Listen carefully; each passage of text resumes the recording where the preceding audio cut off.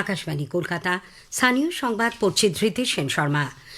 বিশেষ খবর হলো, রাজ্যপালের অভিভাষণের মধ্যে দিয়ে পশ্চিমবঙ্গের অষ্টাদশ বিধানসভার প্রথম অধিবেশন আজ শুরু হয়েছে। রাজ্যপাল তার ভাষণে বর্তমান রাজ্য সরকারের অগ্রাধিকার, কর্মপরিকল্পনা ও প্রশাসনিক রূপরেখা তুলে ধরেন।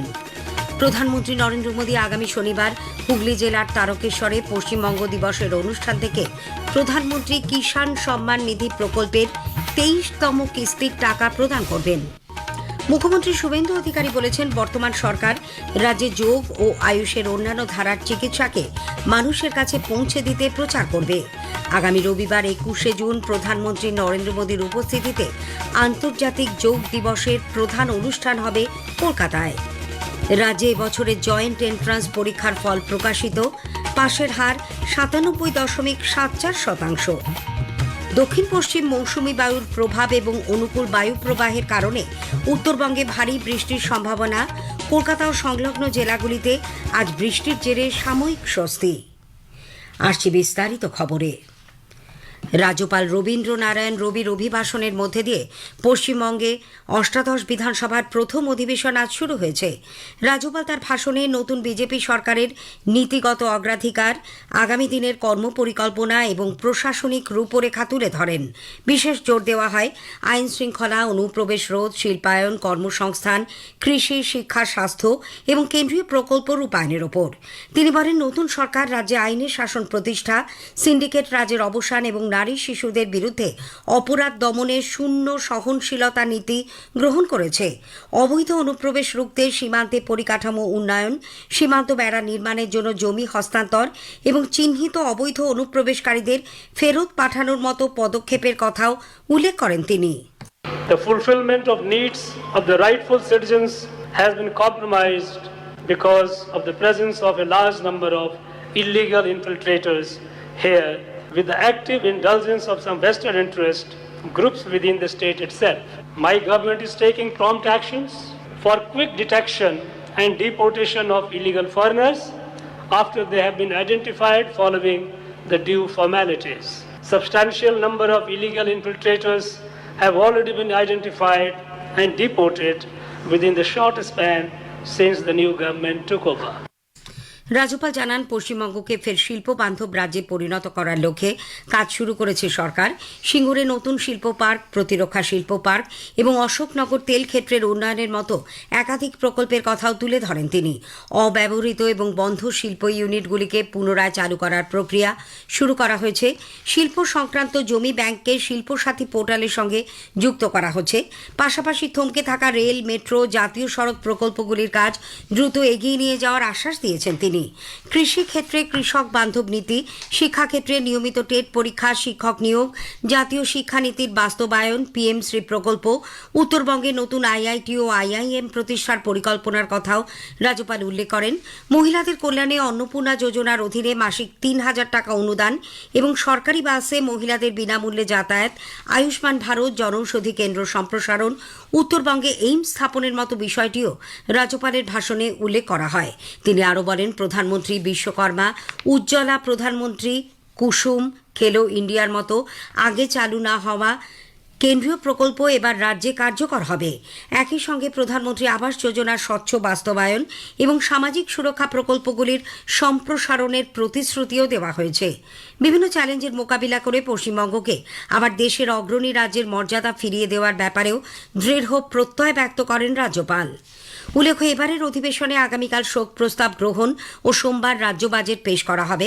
মঙ্গলবার থেকে পরবর্তী দুদিন রাজ্যপালের অভিভাষণের ওপর আলোচনা চলবে। এদিকে বিধানসভায় তৃণমূল কংগ্রেসের বিধায়করা দুটি ভাগে বিভক্ত হয়ে আসন গ্রহণ করেন। বিরোধী দলনেতা ঋতব্রত বন্দ্যোপাধ্যায় ঘনিষ্ঠ 58 জন বিধায়ক একদিকে বসেন। বাকি 14 জন বিধায়ক কিছুটা দূরত্ব বজায় রেখে বিরোধী বেঞ্চের অন্যদিকে বসেছিলেন।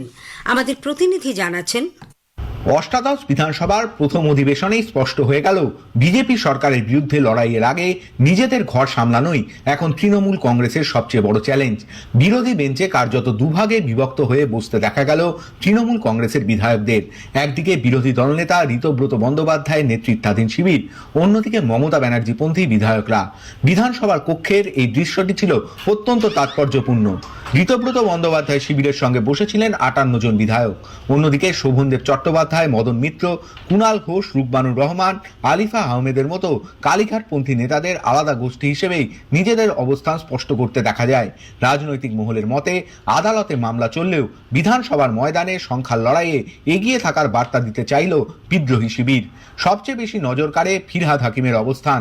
একসময় মমতা ব্যানার্জির ঘনিষ্ঠতম নেতাদের মধ্যে অন্যতম পরিচিত ওই নেতাকে ঋতব্রত বন্দ্যোপাধ্যায় ও সন্দীপন সাহার পাশের সারিতে বসতে দেখা যায়, যা তৃণমূল কংগ্রেসের অভ্যন্তরীণ সমীকরণে নতুন বার্তা বলেই মনে করা হচ্ছে।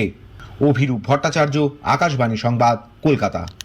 আগেই জানানো হয়েছে ঋতব্রতকেই বিধানসভার বিরোধী দলনেতা হিসেবে নিয়োগের অধ্যক্ষের সিদ্ধান্তের ওপর সাময়িক সিলমোহর দিয়েছে কলকাতা হাইকোর্ট। 28 জুলাই মামলার পরবর্তী শুনানি। রাজ্যপালের অভিভাষণে সিঙ্গুরে শিল্প পার্ক গড়ে তোলার যে কথা বলা হয়েছে, ডোমকলের সিপিআইএম বিধায়ক মুস্তাফিজুর রহমান তার প্রশংসা করেছেন।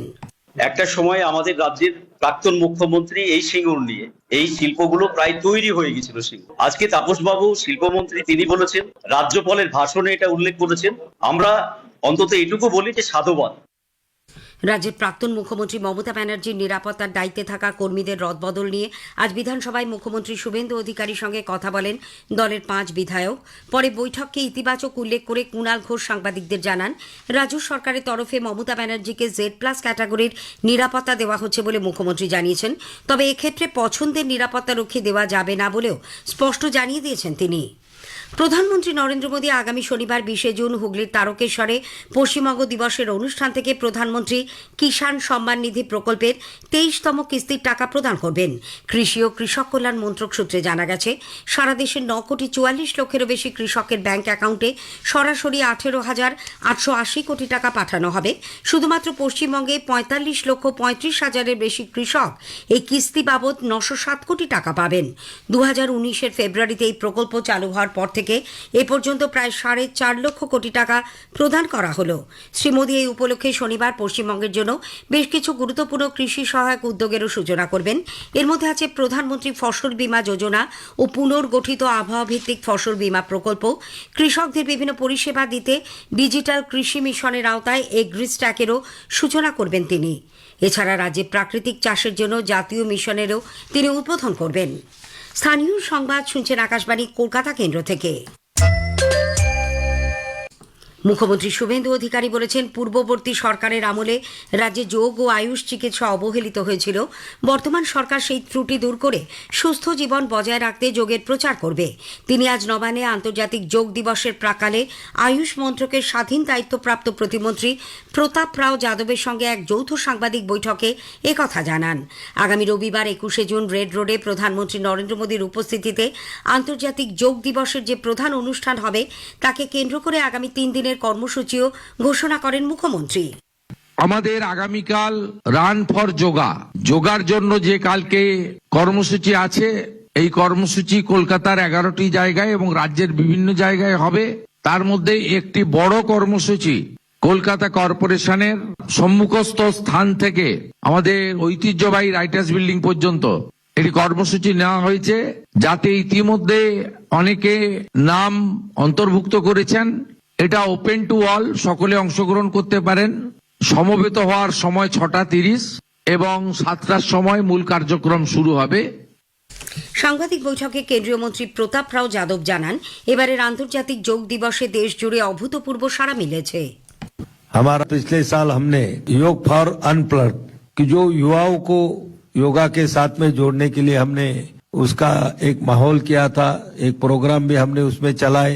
अभी अलग अलग क्षेत्र के लोगों को जोड़ने के लिए, कि जैसे बुजुर्ग आदमी के लिए अलग पैकेज है, छोटे बच्चों के लिए अलग पैकेज है। রাজ্যে স্নাতক স্তরে ইঞ্জিনিয়ারিং, টেকনোলজি, আর্কিটেকচার এবং ফার্মেসি কোর্সে ভর্তির জন্য এবছরের জয়েন্ট এন্ট্রান্স পরীক্ষার ফল আজ প্রকাশিত হয়েছে। পাশের হার 97.74%।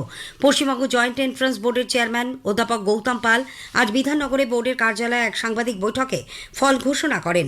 এবার প্রথম হয়েছেন নালন্দা একাডেমি সিনিয়র সেকেন্ডারি স্কুলের শাশ্বত ব্যানার্জি, দ্বিতীয় জোকার বিবেকানন্দ মিশন স্কুলের সৌরিধ্য মণ্ডল এবং তৃতীয় স্থান অধিকার করেছেন দুর্গাপুরের পুরব ইন্টারন্যাশনাল স্কুলের উমং ভুট। 29শে জুন কাউন্সেলিং শুরু হবে। দক্ষিণ পশ্চিম মৌসুমী বায়ুর প্রভাব এবং অনুকূল বায়ু প্রবাহের কারণে উত্তরবঙ্গে ভারী বৃষ্টি ও দক্ষিণবঙ্গে আর্দ্র ও অস্বস্তিকর আবহাওয়ার পূর্বাভাস থাকলেও সন্ধ্যের পর কলকাতা ও সংলগ্ন জেলাগুলিতে বজ্র বিদ্যুৎ সহ বৃষ্টিতে সাময়িক স্বস্তি মিলেছে। স্থানীয় সংবাদ শেষ হল। আকাশবাণী খবর পড়ছি রক্তিম ভট্টাচার্য। এখনকার বিশেষ খবর হল, প্রধানমন্ত্রী নরেন্দ্র মোদী বলেছেন ভারত ইউরোপীয় ইউনিয়ন মুক্ত বাণিজ্য চুক্তি বাণিজ্য, বিনিয়োগ, প্রযুক্তি এবং পর্যটন শিল্পের প্রসারে অগ্রণী ভূমিকা নেবে। প্যারিসে ভিভাটেক 2026 সম্মেলনে অংশ নিয়ে বিভিন্ন ক্ষেত্রে ভারতের প্রযুক্তিগত রূপান্তরের কথা তুলে ধরেন প্রধানমন্ত্রী। কিউএস ওয়ার্ল্ড ইউনিভার্সিটি র্যাঙ্কিং 2027-এ ভারতের 52টি শিক্ষা প্রতিষ্ঠান স্থান পেয়েছে বলে শিক্ষামন্ত্রক জানিয়েছে। জনগণের কল্যাণে সচেতনতার বার্তা সমাজের সর্বত্র পৌঁছে দিতে রেডিও ক্ষেত্রে নতুন উদ্ভাবন অত্যন্ত জরুরি বললেন তথ্য সম্প্রচার প্রতিমন্ত্রী ডক্টর এল মুরুগান। ইরান ও মার্কিন যুক্তরাষ্ট্রের মধ্যে সদ্য স্বাক্ষরিত সমঝোতা স্মারকপত্রকে ঐতিহাসিক আখ্যা দিয়েছেন ইরানের প্রেসিডেন্ট মাসুদ পেজেশকিয়ান। 15 বছরের কম বয়সীদের সোশ্যাল মিডিয়া ব্যবহারের অনুমতি দেওয়া হবে না বলে সংযুক্ত আরব আমিরশাহী জানিয়েছে।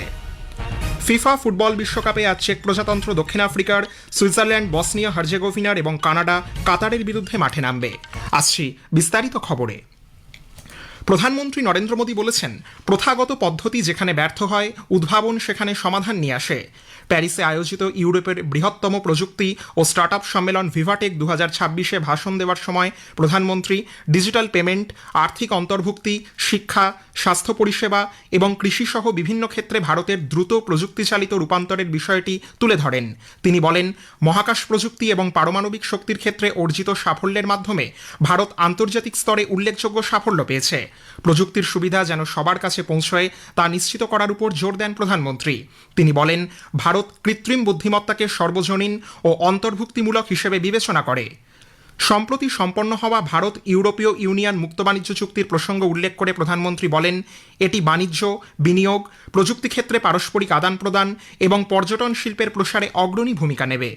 2026 is a special year for India and Europe. At the beginning of the year, we concluded the historic India-EU Free Trade Agreement. This agreement will expand our trade and investment, and it will open up many pathways for the exchange of talent, technology, and tourism. প্রধানমন্ত্রী আজ প্যারিসে ফ্রান্সের শীর্ষস্থানীয় শিল্পপতিদের সঙ্গে বৈঠক করেন। আলোচনায় মূলত উৎপাদন, কৃত্রিম বুদ্ধিমত্তা, পরিবেশগত সুস্থায়িত্ব এবং সামুদ্রিক পরিকাঠামো উন্নয়নের বিষয়গুলো উঠে এসেছে। বৈঠকের পর আকাশবাণীর সঙ্গে আলাপচারিতায় শীর্ষস্থানীয় শিল্পকর্তারা ভারতে ক্রমবর্ধমান সুযোগ সুবিধার কথা তুলে ধরেন এবং ভারতের সঙ্গে আরও নিবিড়ভাবে কাজ করার কথা উল্লেখ করেন। স্যাঁ গোবের চেয়ারম্যান এবং মুখ্য কার্যনির্বাহী আধিকারিক বেনোয়া বাজি বলেছেন, এশীয় প্যাসিফিক অঞ্চলে ভারত প্রধান উৎপাদন ও রপ্তানি কেন্দ্র হিসেবে উঠে আসছে। সমাজ মাধ্যমে প্রধানমন্ত্রী নরেন্দ্র মোদী ভারতে স্যাঁ গোবের বিনিয়োগের কথা উল্লেখ করে বলেন, এর ফলে দেশের তরুণদের জন্য নতুন সুযোগ সৃষ্টি হচ্ছে।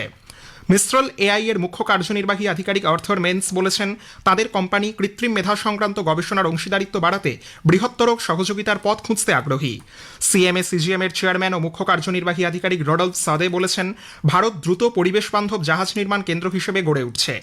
শ্রী মোদী আজ অ্যালস্টমের মুখ্য কার্যনির্বাহী আধিকারিক মার্টিন সিয়র সঙ্গে পরিবহন ব্যবস্থা এবং রেলের পরিকাঠামোগত আধুনিকীকরণের সুযোগ সুবিধা নিয়ে আলোচনা করেছেন। কেন্দ্রীয় স্বরাষ্ট্রমন্ত্রী অমিত শাহ আজ নতুন দিল্লিতে ভারতে নিযুক্ত মার্কিন রাষ্ট্রদূত সার্জিও গোরের সঙ্গে সাক্ষাৎ করেছেন। সমাজ মাধ্যমে এক বার্তায় শ্রী শাহ বলেন, নিরাপত্তা, সন্ত্রাসবাদ মোকাবিলা, মাদক বিরোধী অভিযান ইত্যাদির ক্ষেত্রে দুদেশের সহযোগিতা আরও মজবুত করার বিষয়ে তাদের মধ্যে আলোচনা হয়েছে। প্রধানমন্ত্রী নরেন্দ্র মোদীর নেতৃত্বে ভারত দুদেশের সুসংহত আন্তর্জাতিক কৌশলগত অংশীদারিত্ব আরও এগিয়ে নিয়ে যেতে এবং দ্বিপাক্ষিক সম্পর্কের উন্নয়নে প্রতিশ্রুতিবদ্ধ বলে তিনি জানান। সমাজ মাধ্যমে অপর এক বার্তায় সার্জিও গোর বলেন, সন্ত্রাসবাদ মোকাবিলা, মাদক এবং জাল ওষুধ থেকে নাগরিকদের রক্ষা করা, সীমান্ত সুরক্ষা এবং অপরাধীদের বিচারের আওতায় আনা নিশ্চিত করার ক্ষেত্রে দুদেশের মধ্যে সহযোগিতা জোরদার করার বিষয়ে তাদের মধ্যে ফলপ্রসূ আলোচনা হয়েছে। ব্রিক্স গোষ্ঠীভুক্ত দেশগুলির জাতীয় নিরাপত্তা উপদেষ্টা এবং এ সংক্রান্ত উচ্চপদস্থ প্রতিনিধিদের ষোড়শ বৈঠকে যোগ দিতে জাতীয় নিরাপত্তা উপদেষ্টা অজিত ডোভালের আমন্ত্রণে চীনের বিদেশমন্ত্রী ওয়াং ই আগামী 22 জুন দুদিনের সফরে ভারতে আসছেন। এই সম্মেলনের মূল বিষয় হল স্থিতিস্থাপকতা, উদ্ভাবন, সহযোগিতা এবং সুস্থায়ী উন্নয়নের লক্ষ্যে গঠন। কিউএস ওয়ার্ল্ড ইউনিভার্সিটি র্যাঙ্কিং 2027-এ ভারতের 52টি শিক্ষা প্রতিষ্ঠান স্থান পেয়েছে বলে শিক্ষামন্ত্রক জানিয়েছে। বিশ্বজুড়ে 118তম অবস্থানে থেকে আইআইটি দিল্লি ভারতের সর্বোচ্চ র্যাঙ্কিংপ্রাপ্ত শিক্ষা প্রতিষ্ঠান হিসেবে নিজের স্থান ধরে রেখেছে। এর পাশাপাশি আইআইটি বোম্বে, আইআইটি মাদ্রাজ বিশ্বের শীর্ষ 200টি বিশ্ববিদ্যালয়ের তালিকায় জায়গা করে নিয়েছে। শিক্ষামন্ত্রী ধর্মেন্দ্র প্রধান শিক্ষাক্ষেত্রে ভারতের আন্তর্জাতিক স্তরে এই সাফল্যে সন্তোষ প্রকাশ করেছেন। তথ্য ও সম্প্রচার প্রতিমন্ত্রী ডক্টর এল মুরুগান বলেছেন, দেশের একেবারে প্রান্তিক মানুষের কাছে পৌঁছানোই কমিউনিটি রেডিওগুলোর লক্ষ্য। চেন্নাইয়ের আকাশবাণী কেন্দ্রে আজ একটি বই প্রকাশ অনুষ্ঠানে তিনি বলেন, জনগণের কল্যাণে সচেতনতামূলক বার্তা সবচেয়ে কার্যকরভাবে পৌঁছে দেওয়ার জন্য রেডিও ক্ষেত্রে নতুন উদ্ভাবন অত্যন্ত জরুরি। মন্ত্রী রেডিও এবং কমিউনিটি রেডিওর ক্ষেত্রে উদ্ভাবনী কাজের জন্য পদ্মশ্রী পুরস্কারপ্রাপ্ত ডক্টর শ্রীধরের ভূয়সী প্রশংসা করেন। আকাশবাণী ও দূরদর্শনের মহানির্দেশক রাজীব জৈন ওই অনুষ্ঠানে বলেন, গণমাধ্যম সংক্রান্ত বর্তমান চ্যালেঞ্জগুলির মোকাবিলায় উদ্ভাবন এবং নতুন কৌশল অবলম্বন করা অপরিহার্য। চলতি অর্থবছরে তপশিলি জাতিভুক্ত শিক্ষার্থীদের জন্য পোস্ট ম্যাট্রিক স্কলারশিপ স্কিমের আওতায় কেন্দ্রীয় সরকার 6,208 কোটি টাকারও বেশি অর্থ বরাদ্দ করেছে। সামাজিক ন্যায় বিচার ও ক্ষমতায়ন মন্ত্রক একে এক অভূতপূর্ব সাফল্য বলে উল্লেখ করে জানিয়েছে, 47 লক্ষেরও বেশি শিক্ষার্থী এর সুবিধা পেয়েছেন। এর ফলে এই প্রকল্পের সুবিধা প্রাপকের সংখ্যা 61.92% বেড়ে 16,63,000-এ পৌঁছেছে। এছাড়া তপশিলি জাতিভুক্ত শিক্ষার্থী এবং অন্যান্যদের জন্য প্রি ম্যাট্রিক স্কলারশিপ স্কিমের আওতায় সরকার 562 কোটি টাকারও বেশি অর্থ বিতরণ করেছে। খবর শুনছেন আকাশবাণী থেকে। ইরানের প্রেসিডেন্ট মাসুদ পেজেশকিয়ান ইরান ও মার্কিন যুক্তরাষ্ট্রের মধ্যে সদ্য স্বাক্ষরিত সমঝোতা স্মারকপত্রকে একটি ঐতিহাসিক দলিল বলে উল্লেখ করেছেন। এই চুক্তির মাধ্যমে ইরান বিশ্বের কাছে শক্তিশালী বার্তা পৌঁছে দিতে পড়েছে বলে জানিয়েছেন তিনি। সমাজ মাধ্যমে এক বার্তায় পেজেশকিয়ান বলেন, পারস্পরিক শ্রদ্ধাবোধের মাধ্যমেই শান্তির পথ সুগম হয়। এর পাশাপাশি তিনি নিজের মর্যাদা ও স্বাধীনতা অক্ষুণ্ণ রেখে এবং আঞ্চলিক সহযোগিতার বিষয়টি বজায় রেখে বিশ্বশান্তি প্রতিষ্ঠায় ইরানের অঙ্গীকার পুনর্ব্যক্ত করেন। 15 বছরের কম বয়সীদের সোশ্যাল মিডিয়া ব্যবহারের অনুমতি দেওয়া হবে না বলে সংযুক্ত আরব আমিরশাহী জানিয়েছে। অনলাইন প্ল্যাটফর্ম ব্যবহার নিয়ন্ত্রণ এবং ডিজিটাল সুরক্ষা জোরদার করার লক্ষ্যে এই পদক্ষেপ বলে জানানো হয়েছে। শেখ মোহাম্মদ বিন রশিদ আল মাকতুমের পৌরোহিত্যে অনুষ্ঠিত সেদেশের মন্ত্রিসভার বৈঠকে এই সিদ্ধান্ত গৃহীত হয়েছে। 15 বছরের কম বয়সীরা সমাজ মাধ্যমে কোনো পোস্ট বা মন্তব্য করতে পারবে না, কোনো কন্টেন্ট শেয়ার বা পাবলিক গ্রুপে যোগ দিতেও পারবে না। 15 থেকে 16 বছর বয়সী ব্যবহারকারীদের সোশ্যাল মিডিয়া সীমিতভাবে ব্যবহার করার অনুমতি দেওয়া হবে।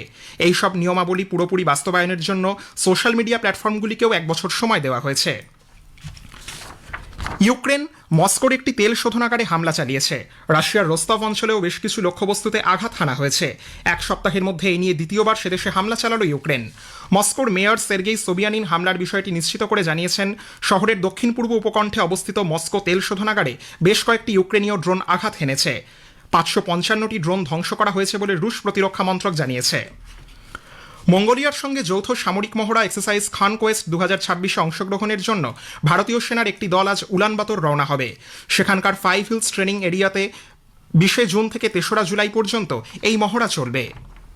এখন ফুটবল বিশ্বকাপের খবর। ফিফা ফুটবল বিশ্বকাপে আজ গ্রুপ এর ম্যাচে চেক প্রজাতন্ত্র দক্ষিণ আফ্রিকার বিরুদ্ধে খেলবে। আটলান্টা স্টেডিয়ামে খেলা শুরু হবে ভারতীয় সময় রাত 9:30টায়। গ্রুপ বির ম্যাচে সুইজারল্যান্ড বসনিয়া হার্জেগোভিনার মুখোমুখি হবে। লস অ্যাঞ্জেলস স্টেডিয়ামে খেলা শুরু রাত 12:30টায়। গ্রুপ বির অন্য ম্যাচে কানাডা কাতারের বিরুদ্ধে মাঠে নামবে। ভ্যাঙ্কুভার স্টেডিয়ামে খেলা শুরু রাত 3:30টায়। ফুটবল বিশ্বকাপে আগামীকাল 3টি ম্যাচ। গ্রুপ এর ম্যাচে মেক্সিকো দক্ষিণ কোরিয়ার মুখোমুখি হবে। গুয়াদালাহারা স্টেডিয়ামে খেলা শুরু ভারতীয় সময় সকাল 6:30টায়। অন্যদিকে গ্রুপ ডির ম্যাচে মার্কিন যুক্তরাষ্ট্র অস্ট্রেলিয়ার বিরুদ্ধে খেলবে। সিয়াটেল স্টেডিয়ামে খেলা হবে ভারতীয় সময় রাত 12:30টায়। এছাড়া গ্রুপ সির ম্যাচে স্কটল্যান্ড মরক্কোর বিরুদ্ধে মাঠে নামবে। ফক্সবরো স্টেডিয়ামে খেলা শুরু ভারতীয় সময় রাত 3:30টায়। বক্সিংয়ে ভারতের মীনাক্ষী হুডা বিশ্ব বক্সিং কাপ 2026-এর কোয়ার্টার ফাইনালে উঠেছেন।